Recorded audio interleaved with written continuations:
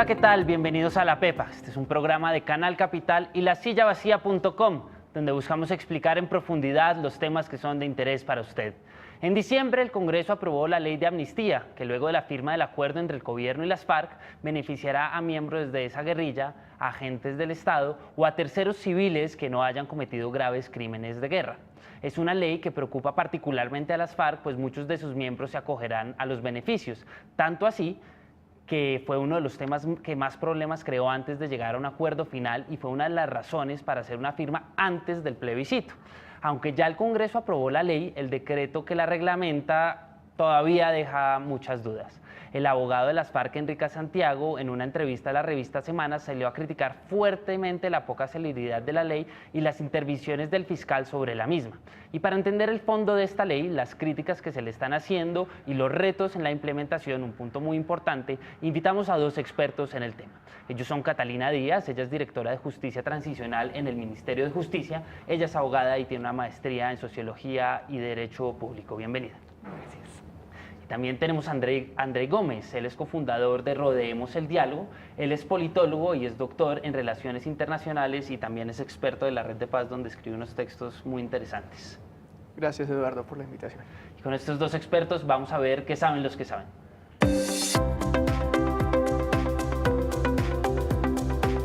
Andrei, antes de entrar a discutir el contenido mismo de esta ley, que yo creo que es una cosa muy técnica y que por supuesto Catalina nos va a explicar de la mejor forma posible, vale la pena hacer un contexto de cómo surge esta ley y qué se estaba buscando antes, por qué generó tantos problemas antes de la firma y pues en términos generales, que usted es experto en justicia transicional, ¿por qué pasa eso?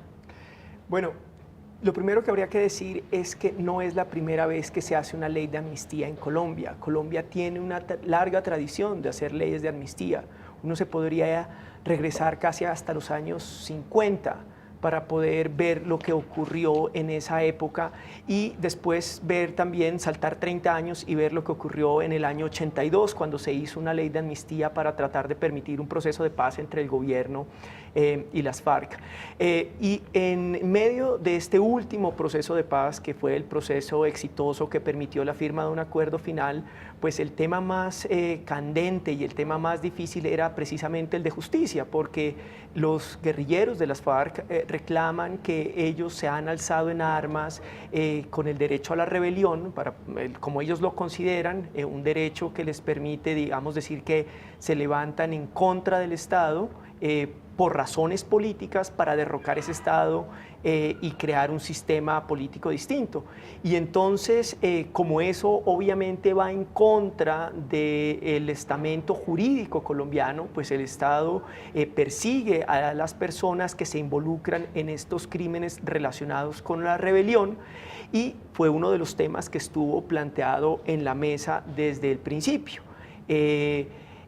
En medio de las negociaciones entre el gobierno y las FARC, pues se planteaba un modelo de justicia transicional en el cual lo que se buscaba es que en un país donde ha habido más de 6 millones de víctimas, donde hay una cantidad tan grande de perpetradores, se pudieran crear unos mecanismos excepcionales para poder juzgar fundamentalmente a los máximos responsables de los crímenes más graves y que aquellos crímenes de rebelión o conexos pudieran ser tratados de una forma distinta y cesara la investigación o cesara el castigo en aquellos casos donde estos crímenes habían ocurrido. Esto, para unos sectores de la sociedad colombiana que sienten que la autoridad se resquebraja cuando uno no ejerce un castigo pegado a la ley, era visto como un síntoma de lo que llamarían una paz con impunidad. Y generó muchas críticas desde un sector de la sociedad colombiana que veía la erosión, digamos, de la autoridad a través de un modelo de justicia que permitía cesar la investigación y el castigo de algunas de las personas que habían participado en estos crímenes. Y lo que ocurre es que después de llegar al primer acuerdo y convocar a un plebiscito, ese mensaje bastante emocional que generaba en un amplio sector de la sociedad colombiana un sentimiento de que se estaba tratando injustamente, había un nivel de injusticia porque unas personas que habían cometido crímenes no iban a ir a la cárcel o iban a dejar de estar en la cárcel, pues esto tiene un impacto profundo en el plebiscito, donde gana un sector de la sociedad colombiana que decide que este acuerdo no debería implementarse. Se da una renegociación y en esa renegociación se mantiene fundamentalmente, digamos, esta ley de amnistía no se toca. Y lo que es importante resaltar quizás es que comparativamente con las leyes de amnistía que ha habido en el pasado, esta ley de amnistía no solamente es una ley de amnistía e indulto, sino que es una ley de amnistía, indulto y tratamientos especiales. ¿Y eso qué quiere decir? Que por primera vez, si mis conceptos no me fallan y Catalina nos ayudará a explicar eso, ya le preguntamos, en la historia del país se tiene en cuenta a 3 sectores diferentes para ser amnistiados. Por un lado, los guerrilleros o las personas que pertenecen a las FARC. Por otro lado, terceros civiles que por alguna razón participaron en actos de protesta social o en disturbios que infringieron el Código Penal. Cualquier cosa relacionada con el conflicto que no sean crímenes de lesa humanidad Exacto. o crímenes de guerra. Exactamente. Catalina, Andrei hacía un contexto muy interesante del sentimiento, que a propósito aprovecho para decir que acaba de publicar un libro al respecto.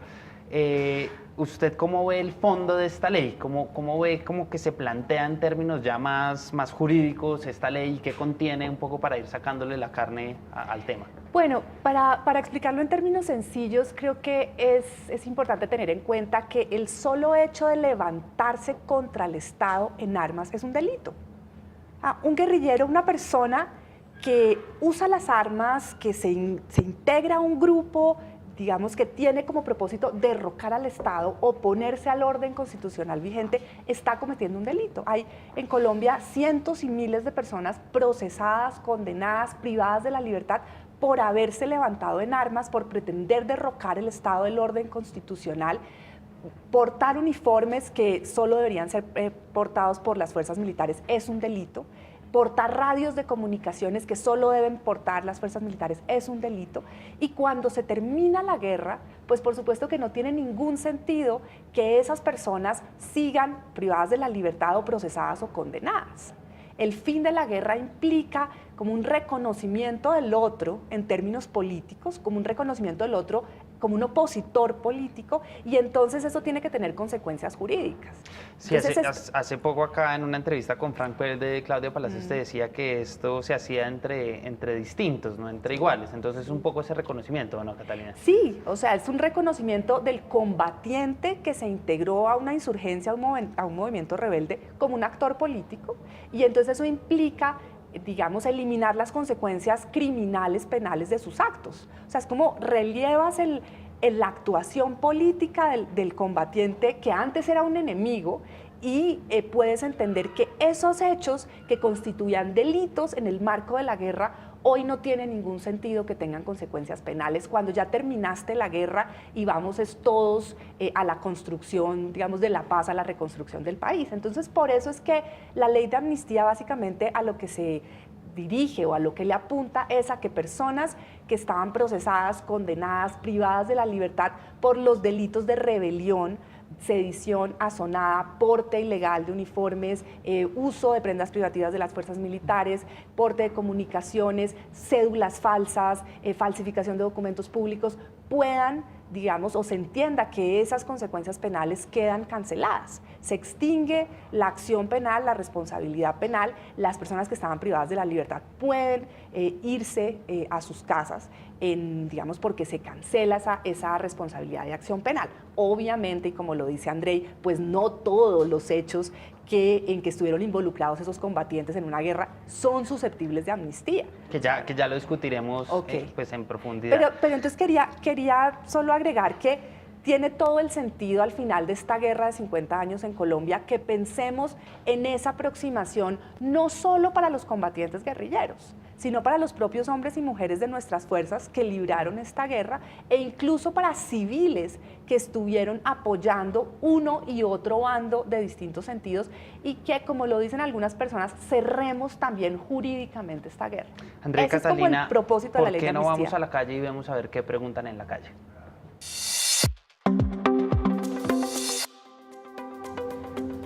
Tengo una duda, ¿qué guerrilleros tienen derecho a acogerse a la ley de amnistía?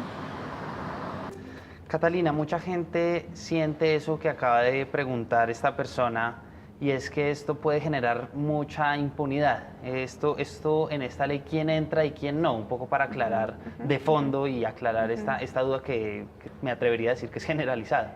Fíjate que yo creo que uno de los avances muy importantes de esta ley de amnistía en Colombia es que la amnistía tiene unos límites muy claros.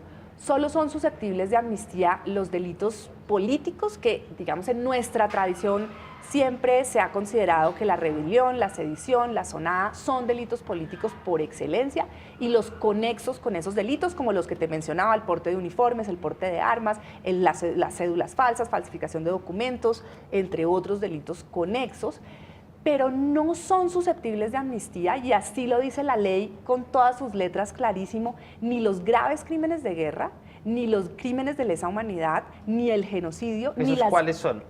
Ya voy para allá, ni las graves violaciones de derechos humanos como ejecuciones extrajudiciales, ni violencia sexual, ni desplazamiento forzado, ni reclutamiento forzado, entre otros, tortura tampoco, desaparición forzada, por supuesto, tampoco. Esos crímenes no son susceptibles de amnistía ni de indulto. Entonces, por esos crímenes de lesa humanidad, graves crímenes de guerra y los que te acabo de mencionar, va a haber justicia, investigación, procesamiento, sanción al interior de la Jurisdicción Especial para la Paz. Usted usa un término muy interesante que es el tema de justicia. Pues mucha gente ha cuestionado justamente la cabida de una palabra como la justicia, que es muy amplia, por supuesto, dentro de este proceso. Usted que ha estudiado tanto este tema en términos de justicia transicional, es decir, esa que permite de pasar de un estado de paz a guerra en nuestro caso, de dictadura a democracia en otros casos, ¿cómo ve este término de que algunos delitos sean amnistiados y otros, como los que acaba de decir Catalina, no, en términos de esa transicionalidad hacia la paz?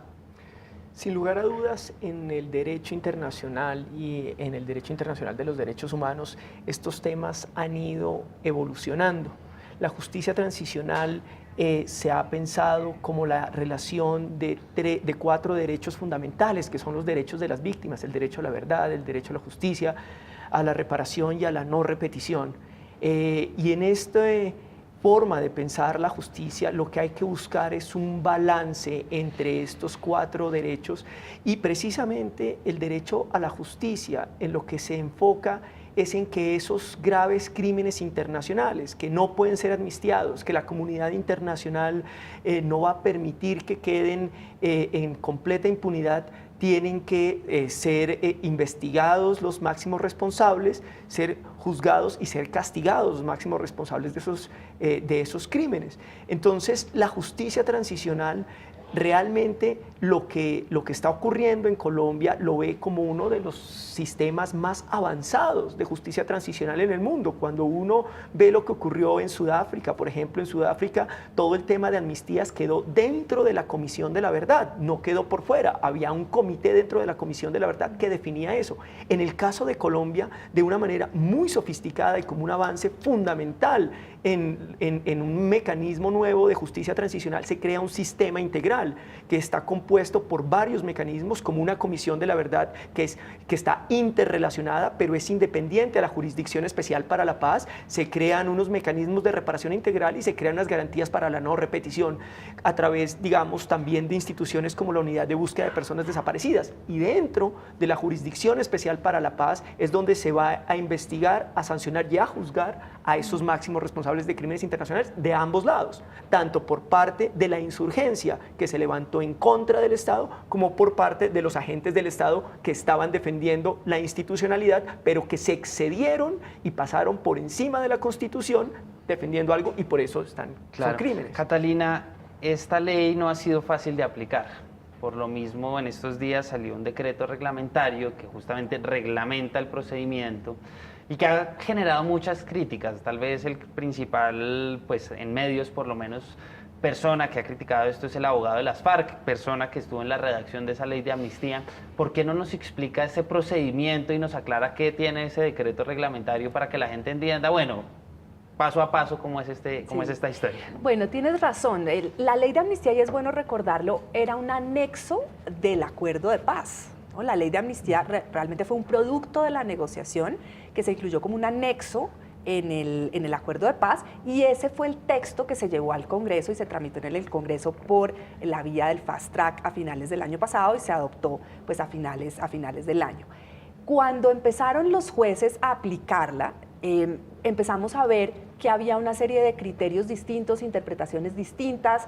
La ley tiene como 3 grandes capítulos. Un capítulo que se llama amnistía de iure, digamos, es la amnistía que procede para los casos fáciles, los delitos más sencillos, que se aplica casi automáticamente. De iure es vía de derecho. De iure significa como por mandato de la ley, y donde casi que una persona que está procesada por rebelión y porte ilegal de armas no necesitas ningún examen extraordinario para saber que eso es amnistiable.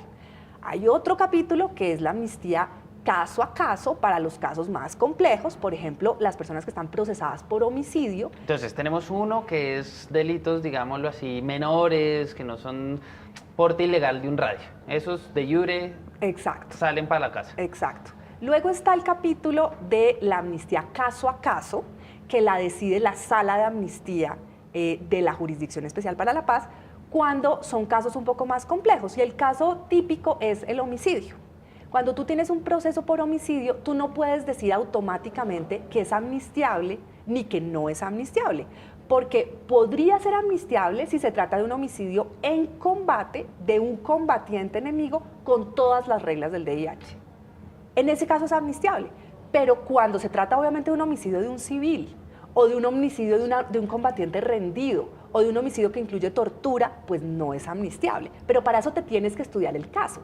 Alguien se tiene que poner a estudiarse el expediente, ver las pruebas, revisar el caso. Entonces, por eso es en la Sala de Amnistía. Y lo mismo para agentes del Estado. Y lo decía ya Andrei, la gran apuesta de esta ley de amnistía es que los beneficios van no solo para los excombatientes guerrilleros, sino también para nuestros hombres y mujeres de las fuerzas militares y de policía. Y terceros que no... Y ahora voy para los terceros, que se podrían beneficiar de lo que se llama renuncia a la persecución penal. ¿no? Renuncia a la persecución penal y otras formas de terminar el proceso penal. Pero eso lo hace una sala de la Jurisdicción Especial para la Paz cuando se estudia el caso. Se estudia el caso y decide cuál es la resolución que corresponde. ¿Y el tercer caso cómo es? Y el tercer capítulo de la ley es el régimen de libertades. La ley contempla, claro, la libertad por efecto de la amnistía, por efecto de la renuncia, pero también la libertad condicionada. Pueden salir en libertad personas por distintos crímenes, más o menos graves, que, digamos, se comprometan a acogerse a la Jurisdicción Especial para la Paz y a atender los llamados de la jurisdicción, a informar si salen del país, a informar cambios de residencia, pueden salir en libertad. Uno de los miedos, Andrei, que manifestaba las FARC sobre todo era que hubiera un proceso, si se quiere, paralelo entre la aplicación de una ley de amnistía y la concentración de ellos en las zonas veredales. ¿Usted qué riesgos ve al respecto? No, yo creo que en algún momento antes de que empezara, digamos, antes de que se llegara al acuerdo final, había ciertas discusiones de cuándo era que tenía que estar lista la ley de amnistía para que los guerrilleros pudieran empezar a moverse hacia las zonas veredales. Y es entendible, es decir, este es un proceso donde hay desconfianzas de más de 52 años de guerra, donde se ha sentido que los procesos políticos a veces van en contradicción con los acuerdos que se hacen, porque es que los procesos políticos incluyen a una multiplicidad de actores que no están bajo control del gobierno. Pero creo que lo que ha demostrado en la práctica, que es lo que ocurre en todos los procesos de paz del mundo, y eso es lo que están demostrando hoy los líderes de las FARC, el secretariado, es que ellos reconocen la voluntad política de parte del gobierno de cumplir con los acuerdos y saben que hay unos mecanismos para hacer la verificación a la implementación de los acuerdos, y al ser parte de esta comisión de seguimiento a la implementación, ellos están viendo las dificultades que implica en un sistema político como el colombiano, que es una democracia reconocida, tramitar todos este tipo de leyes, de mecanismos, y lo que ven en este momento es que obviamente había que ir sincronizando los tiempos y que con la voluntad expresa del gobierno pues podían empezar a movilizarse hacia las zonas veredales y esperar que la implementación de la ley de amnistía ocurriera. Andrei y Catalina, los invito a que vayamos a la pepa de este asunto.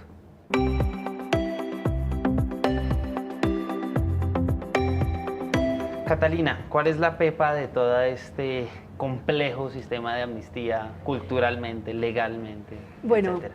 esto como decías, es un sistema complejo. Yo creo que el gran avance colombiano es crear este sistema integral de verdad, justicia, reparación y no repetición, y decir claramente con todas sus letras que no lo habían dicho en una negociación política, un gobierno y una insurgencia, que hay crímenes no amnistiables.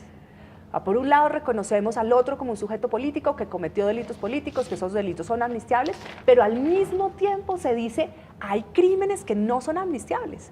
Y fíjate que por eso el interés de la comunidad internacional en el caso colombiano y en esta ley de amnistía y en el acuerdo de paz es porque por primera vez un movimiento guerrillero está diciendo los graves crímenes de guerra no son amnistiables.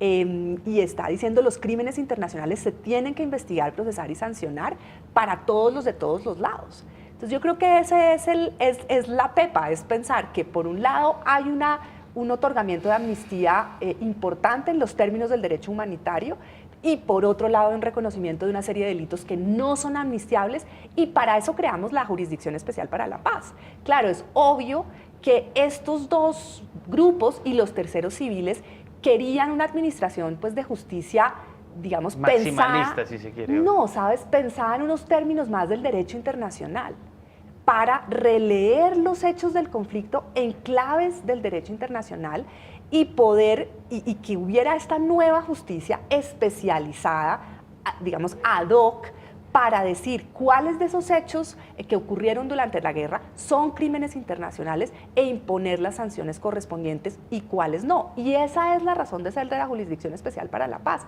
Yo creo que la creación de la Jurisdicción Especial para la Paz es un salto gigante en el campo de la justicia transicional. Yo siempre digo, Colombia ya se ganó su puesto en la historia de la justicia transicional por hacer un esfuerzo, sabes, que no muchos países han hecho. Y es que domésticamente, con magistrados colombianos, con jueces colombianos, con nuestro derecho, con nuestras reglas, no impuesto por Naciones Unidas ni por terceros países, vamos a poder investigar, juzgar y sancionar a los responsables de los crímenes más graves y hacer justicia doméstica. Vamos a decirle a la Corte Penal Internacional, aquí sí somos capaces de hacer justicia para todos los bandos, incluidos los civiles, por los crímenes más graves. Y eso es muy importante. Andrei, ¿cuál es la pepa de este asunto?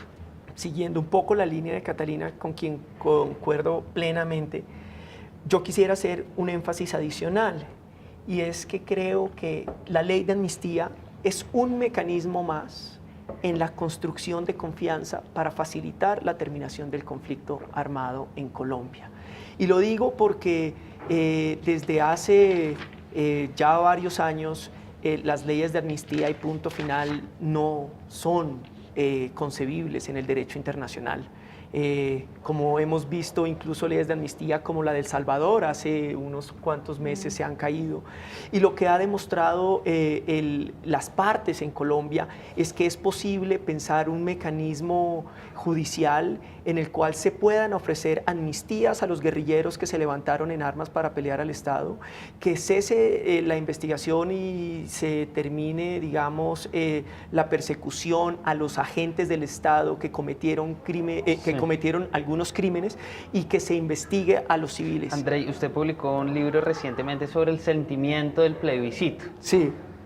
Y lo digo más allá de hacer la cuña, es para preguntarle sobre ese sentimiento cultural que implica este tipo de ley en la idea de que hay impunidad. ¿Usted cómo cree que se debería tratar ese tema? Usted que ha estudiado esto en profundidad. Justamente por eso empezaba diciendo lo que les decía, este es un mecanismo de construcción de confianza. Lo que tenemos que hacer es explicárselo a la sociedad civil.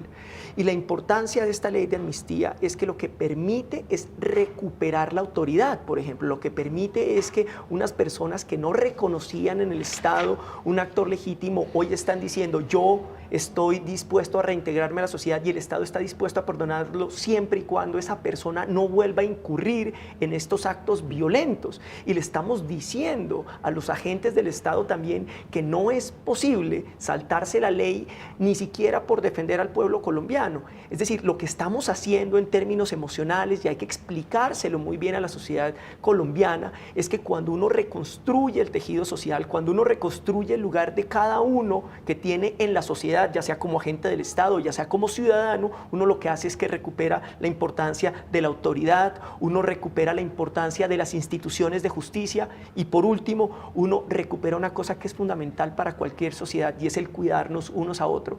Las sociedades que han sido exitosas en el mundo, como sociedades que construyen bienestar, son aquellas en las cuales dejamos la desconfianza hacia el otro y todos nos convertimos en parte de una nación que echa para el mismo lado, con el mismo proyecto. Catalina, muchísimas gracias. Me encantaría quedarme hablando con ustedes mucho más, pero el tiempo no es eterno.